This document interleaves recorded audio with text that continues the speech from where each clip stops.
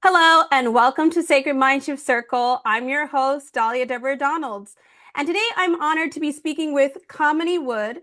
Kamini is a board certified human potential coach, the founder and CEO of Live Joy Your Way and Authentic Me Life Coaching. She's the host of her own podcast, Rise Up, Live Joy Your Way, where she helps listeners step into genuine self leadership. She's also an internationally best-selling author of Om, Life's Gentle Reminders. The book encourages people to slow down and reconnect with themselves. Today, we'll be exploring deep and healing topics related to narcissism and codependency. Kamini's personal journey and professional wisdom are going to bring real light to these experiences that so many of us have faced in one way or another. Welcome, Kamini. How are you? I'm well. Thank you so much for inviting me on for this awesome conversation we're about to have. Well, so I saw you in other podcasts, and I really enjoyed how you really broke down a lot of things that we're going to talk about today related to people pleasing, related to self-esteem, and dealing with a lot of relationships that we might have in our lives. And I think it's a very important work that you're doing, a very important job that you're doing, that you help others to try to be authentic, be themselves, and allow themselves to express what they are, who they are, and what they want to really do in their lives. But first, tell me a little bit about your journey and what Mhm. led you to become a human potential coach to begin with. Yeah. Well, I would say that my journey towards the work that I do really actually came from lived experience first. And then from there through deep training. So when I say lived experience, I have my own dynamics of overfunctioning and people pleasing and high achievement and perfectionism, and my own lived experience with that, and then recognizing that it was holding me back, but also my kids were starting to emulate that and recognizing I didn't want to continue that pattern. And so doing that deep personal work allowed me insight into this idea that other people are also having some of those similar experiences. And I really felt drawn and called to now taking my lived experiences and doing some real deep training, not just in life coaching, but I have a lot of specialty certifications in many different areas, including in narcissism, including in domestic abuse, including in, just training in cognitive behavioral type coaching, but then also acceptance and commitment based coaching and IFS in, internal family systems. Why? Because with that training, I'm coupling lived experience with training to help other people now be able to recognize their own patterns that are no longer serving them, and then shifting those things into a place that is actually, helps them get to where they want to be, whether it's professionally or personally. Tell me a little bit about what was your experience and how did it develop when you say that whatever you were going through even started to, I guess, affect your children. Can you share a little bit about what happened to you? Yeah, so I mean, I would just say that starting off, I mean, as young as 5 and 6 years old, I grew up in a very predominant white town in Connecticut, and so being a person of color and then also having a name like Kamini definitely sticks out. Uh, what does a 5 or 6 year old do with that, right? I mean, we want to fit in, we want to belong, and so the natural progression was I leaned into people pleasing. I leaned into this idea of don't upset anybody, avoid any type of conflict, and then on top of it, my parents first, I'm first generation American, so my parents immigrants, they were working really hard. I didn't want to ever be a burden to them, so part of the perfectionism set in at that point. And then you carry those messages and the way of being in those patterns into adulthood, and I recognized, as a mother, I'm watching my children grow up, and my middle daughter had just hit her preteens. I'm looking at her, watching how she's interacting, and there was just so much people pleasing happening that she was losing her own voice. And I recognized, oh my gosh, I'm not even using my voice. most of what I'm doing is constantly over functioning for everybody around me, not just in my family, but also in, friendships in the workplace and any which way you looked, where I didn't even know what I needed anymore. Because it was always about making sure everybody else was happy, everybody else had what they need, everybody else was on the trajectory that they wanted to be on. And I wasn't even fully engaged. I was almost on autopilot. And so, for me, that was like the catalyst moment watching my children start. And it was like, oh, let me figure out what's going on here. And then doing that deep work and recognizing that I was overgiving in so many aspects of my world. And it's not to say that I then became selfish. I mean, you there's a difference between overgiving and being like you can have some boundaries, right, around and having relationships that are more reciprocal rather than one-sided. It doesn't mean you're being selfish. So, Yeah, I definitely, I always talk about sometimes the relationship that I had with my mom, and I really do feel that she was very narcissistic. And one of the first things I think children who have narcissistic parents learn is to like walk on eggshells, right? It, right. it, it, they kind of train you to Hmm. be responsive to their emotions, to what they want. Like everything's okay if they're happy. What does that do over time to an individual? I know obviously as a mom, we never want our kids to go through those kind of emotions, and that is a big motivation. So it's Hmm. normal that maybe, even in our younger years, we might still continue like that until our 20s, 30s, but there eventually reaches a moment when you're like, enough. But what does that do to an individual who consistently is stifled and isn't Hmm. allowed to express themselves and be fully Yeah. Yeah. What ends up really happening, and not to, I don't want to be dramatic, but I think it's self-abandonment, right? Because when you're constantly measuring, you're constantly walking on eggshells, you're constantly the nervous system is always on edge about, can I say this? Is this okay to say this? There's no psychological safety. What ends up happening is you end up losing any connection with yourself. You lose connection with your own needs. You lose connection with your own desires and your own wants because everything is defaulted to what that other person has somewhat dictated that is quote unquote okay. Have you noticed that, I don't know I guess the demographics of the individuals that you actually coach, but do women tend to fall into that category more than men? Whom do you think in general are usually more prone to people pleasing and trying to enter into this to remain stuck in that unhealthy dynamic? I would say so. It's interesting because I think the research is actually slightly skewed on this topic because a lot of times men have like they don't voice it as much, so we don't hear. I think that's part of why we don't have great research numbers on this. I can give this perspective from my own practice. I would say that it is slightly more skewed to women versus men. But again, I want to say that with the caveat that I do believe that men have a harder time actually voicing that that happened for them or that they were in this dynamic. Because I do work with some men who are people pleasers and have stayed in dynamics that are very unhealthy and toxic. And, the one thing I pride myself on is creating a space of psychological safety. So, I feel like it's a space where the individuals, the men who have trusted me to come into that space, like they have been able to talk about it. But I think that's why the research isn't as spot on as it probably could be, because we're not getting, I think it's underreported. What are some ways, just first dealing with people pleasing, that we can begin to break out of that?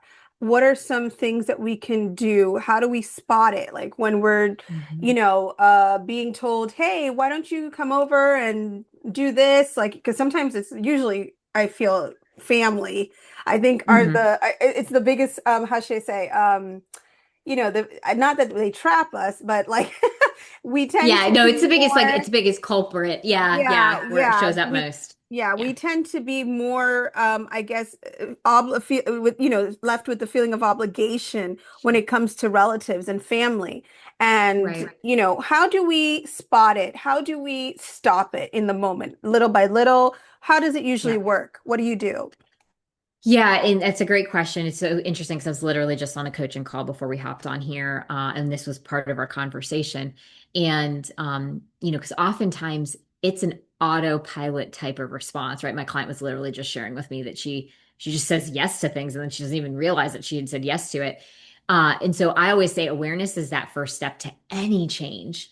And so part of it is slowing down and just building the muscle of taking a pause before we agree to something, before we say yes to something, before we add something to our plate. Somebody asks us a question. I was literally joking with her. I said, before your daughter, she'll ask you for dinner or something, we know where you're going to feed her dinner. Like that's not up for question, but just start giving yourself permission to slow down and pause before saying, yes, I'm going to go ahead and make that for you.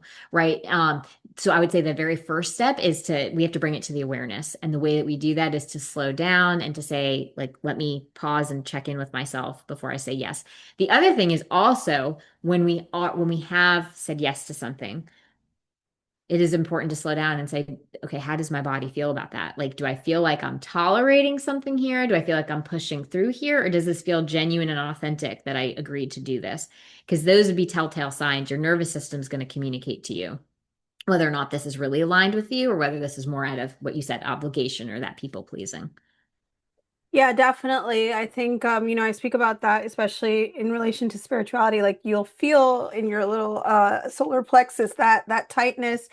And I feel like that's your body's warning mechanism to let you know like something's not right.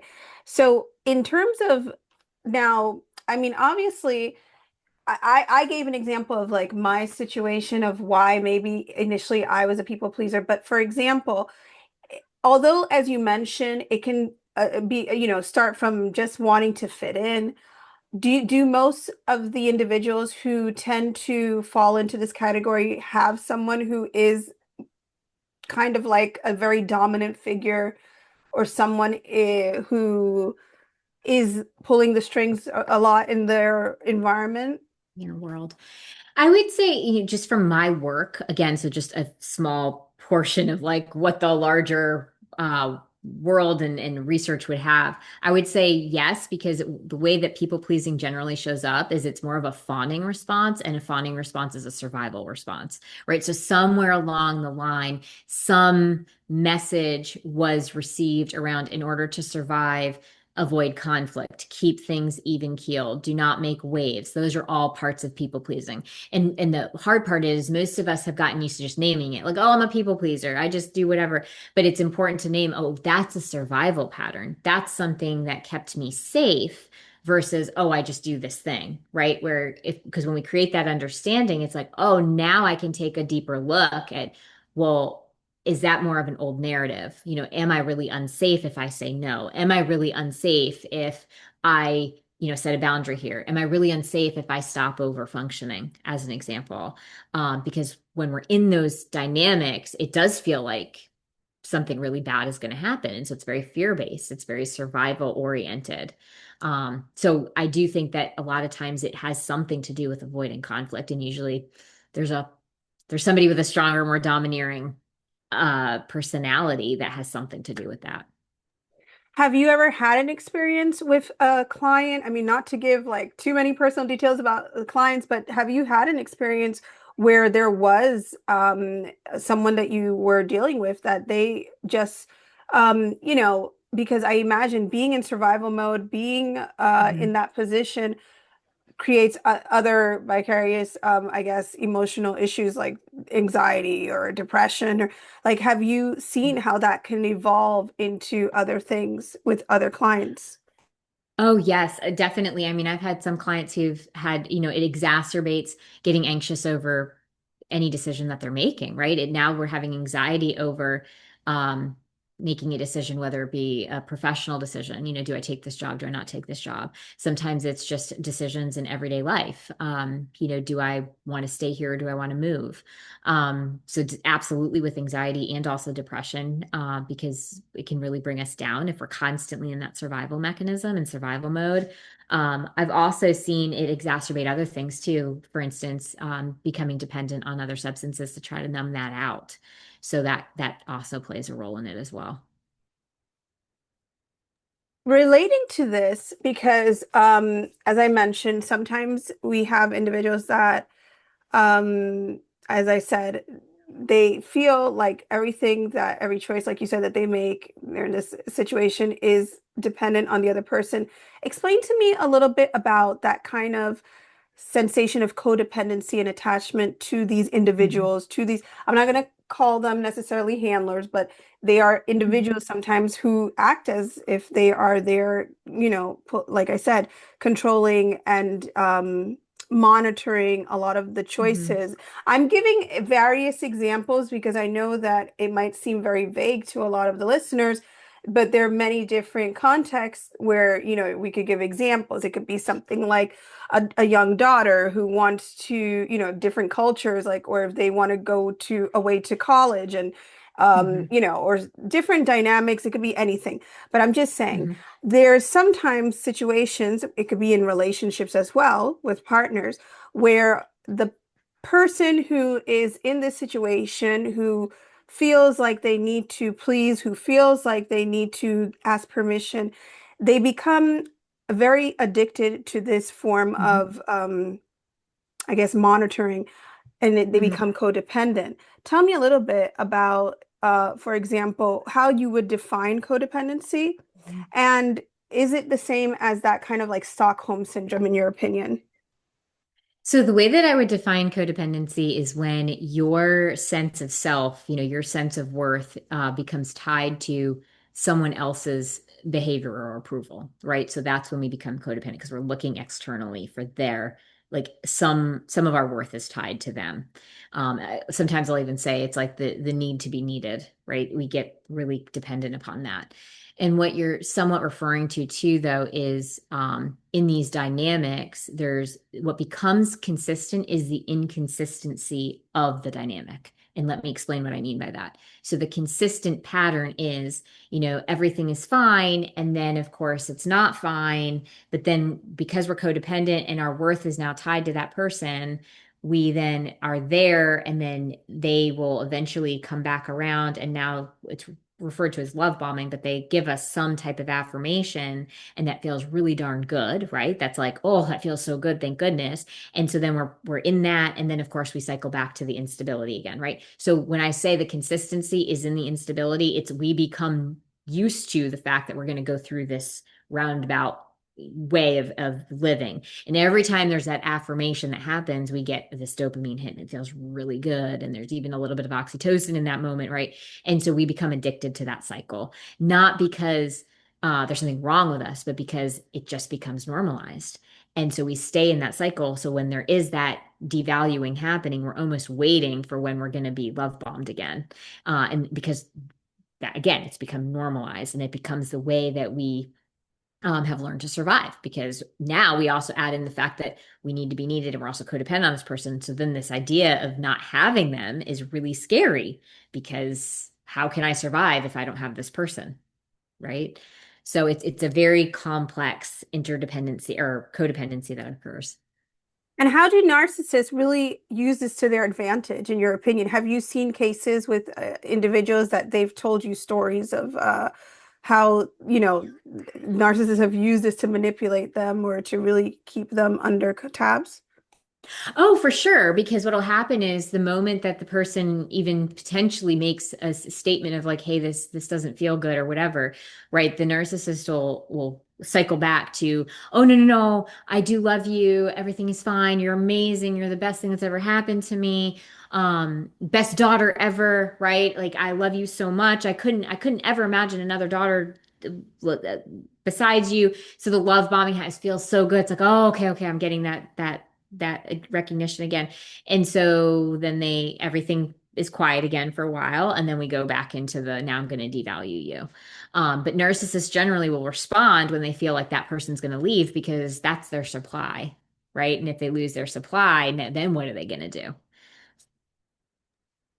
And so, besides this, a lot of people, they when you see individuals and you see that sometimes that they say like, well, yeah, I'm a people pleaser, or that they have these kind of traits, we usually attribute it to low self-esteem. Hmm. Would you agree that there is a lot of low self-esteem in them, or do you think it's just pure, you know, uh, habit? That is a great question.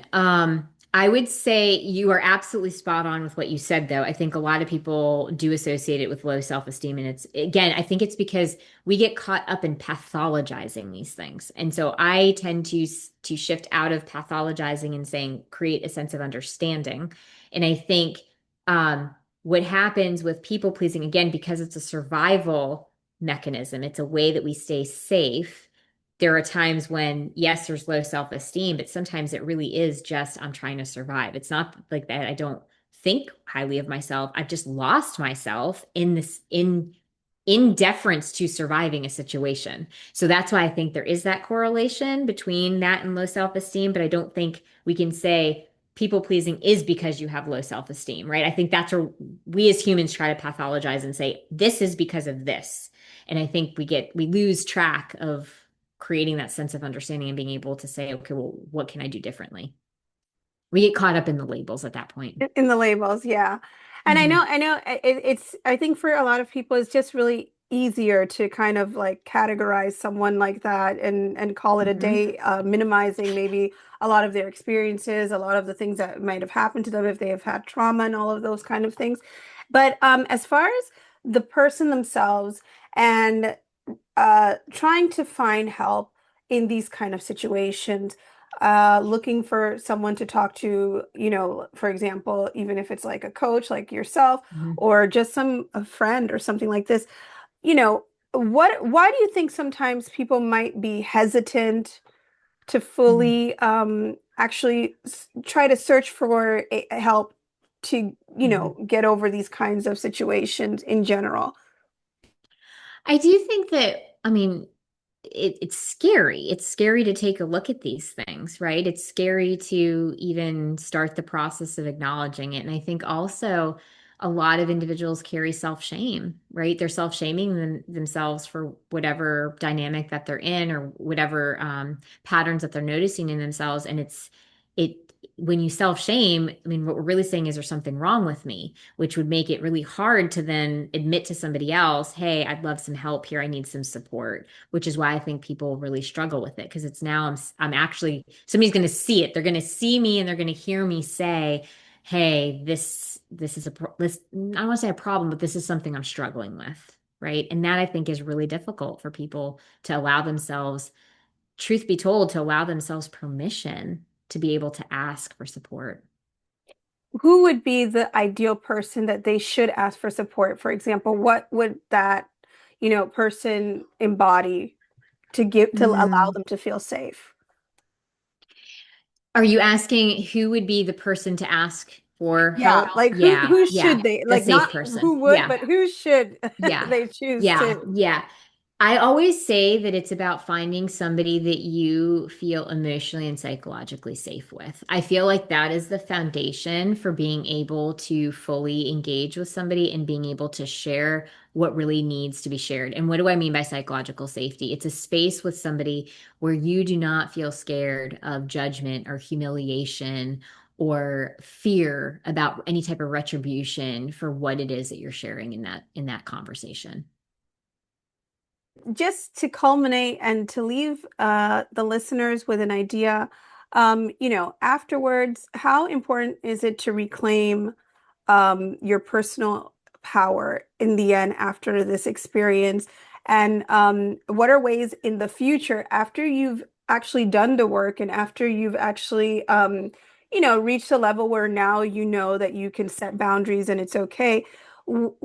Sometimes people will still try you. People will still Hmm. do things to try to diminish your I guess your sense of self worth. What are some things that you can give as tips to the audience so that they know how to handle these situations in the future, having that pass? Well, to answer the first part of that question, I think it's absolutely vital to reclaim your own self coming out of this, right? And really giving yourself the space and the grace, the time, the self-compassion to reclaim, who you are. And by reclaiming, that's realigning. Who am I? What are my values? What are my needs? And really taking some time to name those things for yourself so that you move out of this place of um, needing to earn love or affirmation. So you're no longer in a performative place. You're in a really authentic, genuine place as you're showing up in your relationships. In terms of how do we maintain that, it really is about, adding in a daily check-in practice, really asking yourself, how, like, what am I feeling today? Not just how am I feeling, but what am I feeling? Because those feelings are data packets. They give us information about what's going on for us. They give us information of whether we're living in alignment with our values or not. So when we check in with ourselves on a daily basis, we get it almost like a thermostat check, right? Of like, okay, where am I on the spectrum here? Am I potentially people pleasing? Am I over giving again? Am I finding myself in old patterns? And that practice, actually, what it does is it continues to build self-trust, because that's really what needs to be rebuilt after you're coming out of a dynamic like that, is really not just realigning with who you are and reconnecting with who you are, but also rebuilding self-trust and knowing that you can make decisions, and that you can also believe that you can handle anything as it comes up. If you were to give just quick comparison of who Kamani was before when you recognized that you were falling into those people-pleasing patterns, and then who you are now, Yeah. what would you say is the biggest, difference that I guess makes you proud of yourself as well?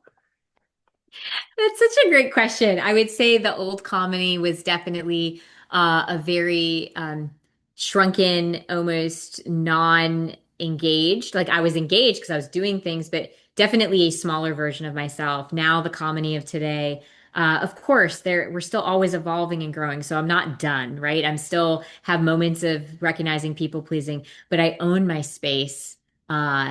Shoulders back, own my space, take up room in a room, right? Versus shrinking myself and trying to make sure everybody else was okay. Well, thank you so much, Kamani, for coming on to the podcast and giving a little bit of my listeners like this information. And if anyone wants any more information about Kamani and her coaching services, all of it will be in the description. And please remember to subscribe to sacredmindshift.com and Sacred Mindshift on YouTube for more important events and podcasts. Bye.